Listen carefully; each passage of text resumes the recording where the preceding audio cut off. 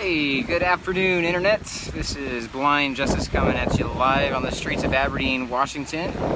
And it's breezy out here, but it's sunny, so it's a nice mix of warm and cool. A cool breeze coming from the west, from the ocean. Makes it really pleasant out here, but maybe difficult for you guys to hear, so I'll kind of speak up for you. So today's day 50. Of our peaceful protest, resting is not a crime. And let's see, there was a council meeting last night in Aberdeen City Council, and really not too many things from the agenda. We've been putting in a lot of public requests lately, and I think because of that, the city attorney just double checked to make sure that they were dotting their I's and crossing their T's, and found that the city was out of compliance with state law on how much they can charge for the requests. So we were overcharged on a couple things. So I think that was probably the impetus, or at least a contributing factor to trying to get that push to have the city come in compliance with state law on how much they can charge for records requests. So it used to be like 15 cents a page, now the state maximum is 10 cents a page. And so the only comment I made was on that agenda item last night, recommending that they don't adopt the maximum for the state, since Aberdeen is a recessed area and is, especially compared to the rest of the state, one of the lowest income areas. So that should reflect, that was kind of my comment, to ease the burden of the public for public getting information. And then they had a long discussion on how they're going to do that process of amending the code via just a vote or through an ordinance process. They ended up doing both. Technically, they amended the code so that they can come in compliance with state law, so then they can charge up to 10 cents a page after 20 pages, and then some other stuff with the digital things. And I recommended that they don't charge on digital, because a lot of the digital costs nothing to digitize anymore. You can download a free scanning app and scan papers into digital format for free. So they had discussion on that. They adopted it so that they are in compliance with the state RCW, but they are also accepted it as the first reading of an ordinance, so that the next meeting there's a public hearing on it. More people can say, hey, don't charge us the state maximum, charge us less, or whatever. And then they can actually go about it if they wanted to change the price through the ordinance process, amending that throughout the second and third readings. Other than that, there was something from the Parks and Rec saying that they wanted to have a system to get sponsors, corporate sponsors, or people that want to donate sums of money to have their name on, parks or billboards or whatever, different kind of signage, or dedicate, if you own a business, you can have Joe's Tire Playground or whatever, something like that, basically. Or you donate enough, you work out a deal. They have a process. Basically, they didn't have a process for that before. That's what they passed last night, was now they have a process, which is ironic on the heels of the 4th of July Splash Festival, where their whole thing has been about signs. They're all about the signs. First it was a sign in a planter box, and now it's, then it was a sign on a sidewalk, and now it's a sign in a park. And even though there's signs all over the city that aren't in compliance, a lot of business owners have signs that are violating the ordinances, and we informed those business owners so that they can avoid harassment from the city, because we've been harassed over signs.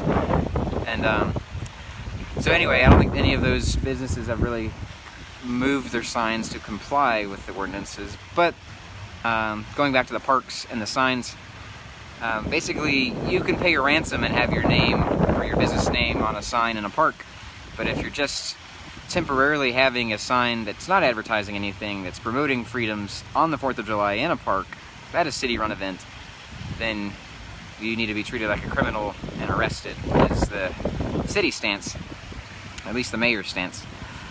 So, so I thought that was ironic that they were passing, you know, adopting some guidelines on how to get people to have signs in the parks. that was funny. But the other thing that they passed was adopting, basically allowing the city to partner with a national, or I think it's a national entity, in order to help the fire department purchase some equipment that they need. So that's, you know, that's a positive thing. There's already money up at those different levels that they can pull down through this new partnership or whatever they're trying to do. So they're not costing the city more money. So that's great. And then you know, they swore in Steve Shumate as the new chief at the beginning. And then there's a couple comments at the end, public comments. And really the nuts and bolts, like the main like event, really only happened until we got to the council comment period. And I'm sorry, the wind, I don't know if you guys can hear about this, but it's really picking up. The council comment period, where the mayor said that they've come to an agreement with Mike Lang, the property owner of the rivers, and so they're going through the paperwork process for purchasing that real estate. And tomorrow, Friday, he said tomorrow the city's going to erect some gates along the roads there. There's a gravel road that's on the south side of the railroad track that lead to and from the camp there. Hey, how's it going? Windy. It is windy, but it's nice. Yeah, it cools it down from the sun. So. Yeah. All right. So yeah, so he's talking about putting up gates in an effort to stop any more vehicle traffic from accessing the camp.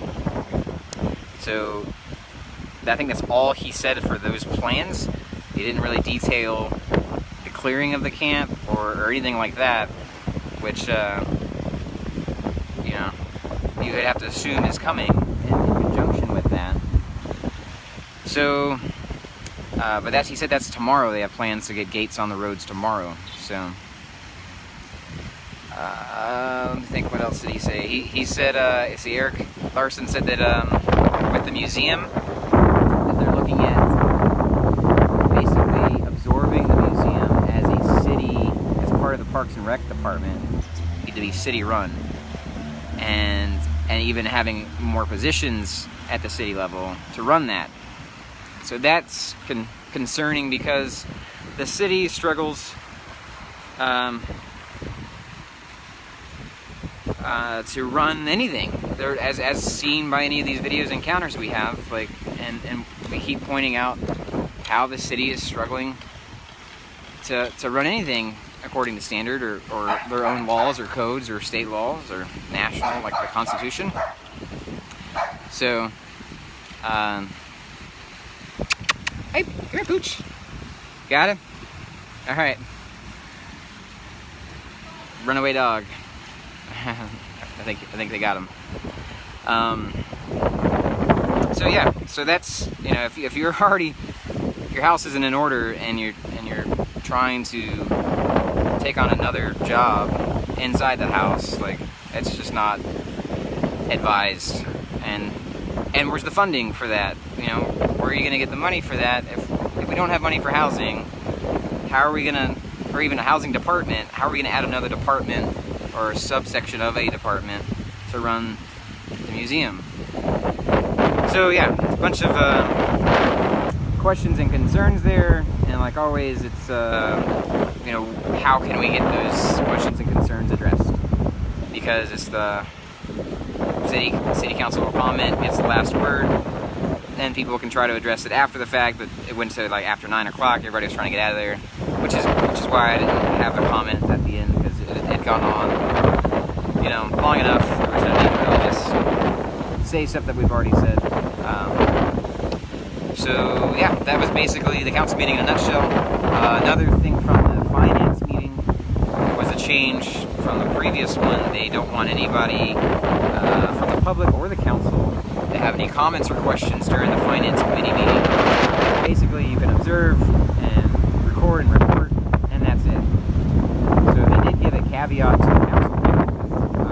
Margot Short, this councilwoman, and she said, well, I've got questions on some line items for the finance, and they normally take their questions and stuff like that.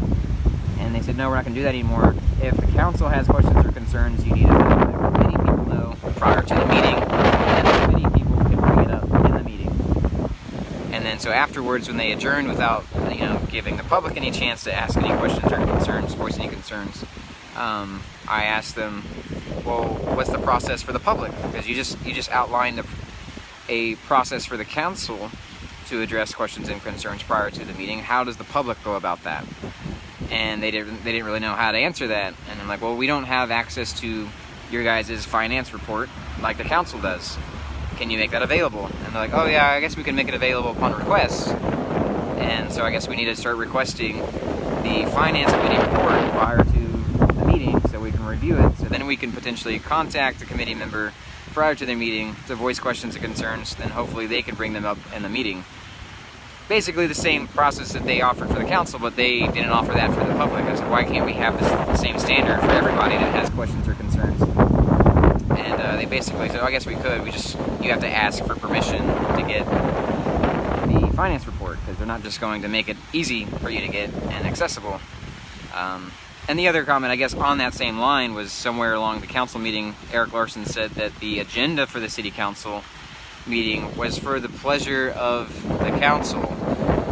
So not necessarily to inform the public, to let the public know what's going on, so the public can be informed and come speak at a council meeting on topics, but it's just for the pleasure of the council.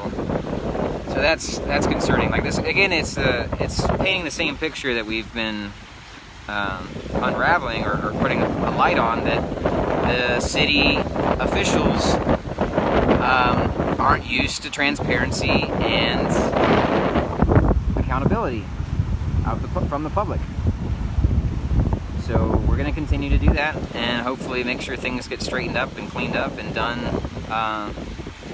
above board all across, the city of Aberdeen. And that some people may say that's causing a ruckus or whatever, and I think that's actually just turning on a light isn't causing a ruckus. It's just letting people see the state of affairs. And if people start scrambling and worrying about, oh no, now we can be seen, then there's maybe a cause for concern. Why are you scrambling and worried about people seeing what's going on? What's going on that makes you so worried that people are going to see what's happening? Right? So, anywho, day 50. Little late start today. Had some appointments most of the morning. So, yeah, be sitting out here for a little bit, maybe until City Hall closes down, and then find some other place to enjoy this lovely weather sitting on a sidewalk. Alright everybody, peace and love, and as always, Deo Presso Liber.